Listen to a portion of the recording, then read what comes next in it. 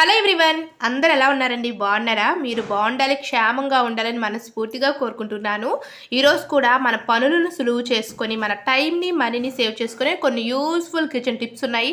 So తప్పకుండా చూడండి. Video నచ్చితే లైక్ చేయండి. టిప్ నెంబర్ 1 అండి, మనము ఫ్రిడ్జ్ అనేది రెగ్యులర్గా వాడుతూ ఉంటాము. ఫ్రిడ్జ్లోన ఫ్రూట్స్, వెజిటేబుల్స్, పాలు, అలాగే ఎగ్స్ ఇవన్నీ కూడా పెట్టుకుంటూ ఉంటాం కదా. తిన్నగా ఫుడ్ ఏదైనా మిగిలింది అంటే కూడా అది కూడా ఫ్రిడ్జ్లోనే స్టోర్ చేసుకునే అలవాటు నాకుంది. సో మీకు కూడా ఉండే ఉంటుంది. అయితే ఇలా మనము ఫ్రిడ్జ్ ఇన్ని రకాలుగా వాడుకుంటూ ఉంటాం కదండి. మనకి ఫ్రిడ్జ్ పైన ఒక ట్రే అనేది ఉంటుంది. సో వాటర్ వెళ్తే ట్యూబ్ ఉంటుంది కదా, ఆ ట్యూబ్ పైన ఒక ట్రే అనేది ఉంటుంది మనకి. ఆ ట్రే ఏంటి అంటే మనం ఫ్రూట్స్ గట్టి ఇందులో వేసేస్తూ ఉంటాము, యాపిల్ కానీ, సో దానిమ్మ ఇలాంటివి వేస్తూ ఉంటాం కానీ, బట్ క్లీనింగ్ అయితే మాత్రం ఇంకా పైనే ఉంటుంది కదా, నీట్గానే ఉంటుంది కదా అని మనం అస్సలు క్లీన్ చేయం. కానీ మంత్లీ 3-2 టైమ్స్ అయినా సరే తప్పకుండా ఈ ట్రేని అయితే క్లీన్ చేసుకోవాలి. ఎందుకంటే మనకి వాటర్ పడడం వల్ల నాచు అయితే చాలా త్వరగా ఆ ట్రే మొత్తము కూడా పట్టేస్తుంది. సో అందుకోసం మనము ఈ విధంగా క్లీన్ చేసుకోవాలి. ఏదైనా లిక్విడ్ ఉంటే లిక్విడ్, హ్యాండ్ వాష్ లిక్విడ్ అయినా సరే ఇక్కడ వాడుకోవచ్చు. లేదు మనం వాషింగ్ మిషన్లో ఏరియల్ లిక్విడ్ వేస్తాం కదండి, సో ఆ లిక్విడ్ అయినా సరే వేసుకొని మీరు ఇలా బ్రష్తో కానీ, లేదా చిన్న బ్రషెస్ ఉంటాయి కదా, సో అలాంటి బ్రష్తోనైనా సరే నీట్గా క్లీన్ చేసుకుంటే మనకి బాగా క్లీన్ అవుతుంది. అంటే మనం ఇలా క్లీన్ చేయడం వల్ల ఏంటి అంటే ఫంగస్ కానీ, బ్యాక్టీరియాస్ లాంటివి ఫామ్ అయ్యే ఛాన్సే ఉండదు. సో అప్పుడప్పుడు ఇలా క్లీన్ చేస్తూ ఉండండి. సో ఈ టిప్ మీకు నచ్చినట్లయితే కామెంట్ సెక్షన్లో తప్పకుండా నాకు కామెంట్ చేసి తెలియచేయండి. నెక్స్ట్ మరొక యూస్ఫుల్ టిప్ అండి, ఫ్రిడ్జ్ గురించి ఇప్పుడే మాట్లాడుకున్నాము. ఫ్రిడ్జ్లో మనం ఏమేమి పెడతామో ఆల్రెడీ మనకు అందరికీ తెలిసిందే కదా. సో ఫ్రిడ్జ్లో ఇలా పెడుతూ ఉంటాం కానీ ఒక్కొక్కసారి ఏంటి అంటే మనకి పవర్ ఆగిపోయింది అనుకోండి. సో పవర్ ఆఫ్ అయిపోయిన తర్వాత మనకి ఫ్రిడ్జ్ నుంచి బ్యాడ్ స్మెల్ అనేది వస్తుంది. సో పాలు గట్టు ఉన్నాయి అంటే పాలు ఇరిగిపోవడము, సో పెరుగు పెట్టినా సరే మనకి ఫ్రూట్స్ అన్నీ పెడతాం, వెజిటేబుల్స్ పెడతాం, సో ఒక్కొక్కసారి బ్యాడ్ స్మెల్ వస్తూ ఉంటుంది. అలా బ్యాడ్ స్మెల్ రాకుండా ఉండాలి అంటే ఒక చిన్న టిప్ అండి. సో చూసారు కదా, మన లెమన్ అనేది ఇంట్లో ఉంటుంది కాబట్టి ఒక నిమ్మ చెక్క తీసుకొని చక్కగా దానిపైన లవంగాలు అనేవి ఒక 5-6 లవంగాలు ఇలా చుట్టూ పెట్టేయండి. ఇలా చుట్టూ పెట్టేసి చక్కగా ఇలా మనం ఫ్రిడ్జ్లో కనుక ఏదో ఒక మూలాన పెట్టుకున్నాం అనుకోండి, మనకి బ్యాడ్ స్మెల్ అనేది రాకుండా ఉంటుంది. అయితే పూర్తిగా రాదా అక్క అని మీకు డౌట్ ఉంటుంది. పూర్తిగా కాదండి, మనం కొంచెం కంట్రోల్ చేయగలం అన్నమాట.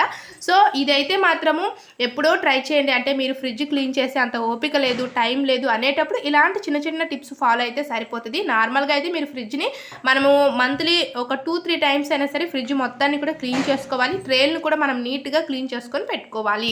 నెక్స్ట్ టిప్ అండి, ఇంట్లో ఆడవాళ్ళందరూ కూడా ఎక్కువ టైం స్పెండ్ చేసేది ఎక్కడో తెలుసా? కిచెన్ రూమ్లోని. వంట అంతా కంప్లీట్ అయిపోతుంది కానీ సింక్లో ఉన్న గిన్నెలు క్లీన్ చేయాలి అంటే మాత్రం చాలా చిరాకుగా, విసుగ్గా ఉంటుంది. సో గిన్నెలు క్లీన్ చేసుకునే ముందు ఫస్ట్ మనం తెలుసుకోవాల్సింది ఏంటి అంటే సింక్ క్లీనింగ్. అవునండి, గిన్నెలన్నీ క్లీన్ చేసుకున్న తర్వాత మనం గిన్నెల్ని ఎంత నీట్గా క్లీన్ చేసుకున్నామో అదేవిధంగా సింక్ను కూడా నీట్గా క్లీన్ చేసుకోవాలి.